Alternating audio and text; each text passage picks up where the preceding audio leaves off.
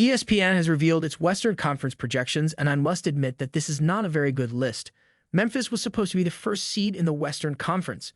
You now have to take into account that John Moran will start the season with a 25-game suspension. That, in my opinion, will seriously undermine Memphis' chances of earning the 1 seed. However, it's also important to keep in mind that no Western Conference club has ever won 50 games. I think there's very little chance that something like that will occur. I mean, the Western Conference has a ton of excellent teams, and I know it might mean more competition. In the end, though, I fail to see how one squad could not finish with at least 50 victories in a season. One more issue to deal with. At 8, they have the Lakers. They placed the Lakers at 8 and the Timberwolves at 2. This is illogical. Following a journey to the Western Conference Finals and an impressive end to the regular season, the Lakers refreshed their lineup. They appear to be legitimate competitors in the Western Conference right now.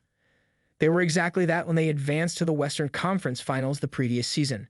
However, based on these ESPN projections, there appear to be many unanswered issues over Golden State's Chris Paul fit, as well as teams like the Pelicans who have struggled mightily with injuries to Williamson, which have greatly hindered them. Clay running the forward might lead to some interesting small ball play. What is the expected outcome of that? However, they believe the Lakers will only win 41.5% of their games this season and finish in 8th place. That's the expected victory margin, which seems excessively low to me. The Lakers have a chance to win 50 games this season, in my opinion. Looking at this lineup on paper, I don't believe it's insane to assume that even if, throughout the season, the Lakers have struggled with injuries, their squad has a lot of depth, which gives me hope that they can be a formidable team during the regular season. Another point to consider is the Nuggets, who were the NBA champions. ESPN believes they will win 46.4% of the games. How come? Year after year, Nikola Jokic has been mentioned as the MVP. He has won 2 MVP awards. I would concur with many who claim that he is the greatest player in the world.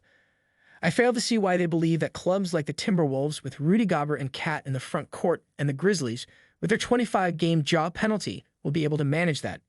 In the first year, there were injuries, with the exception of players like Anthony Edwards and Jada McDaniels, who I believe have promise for their club.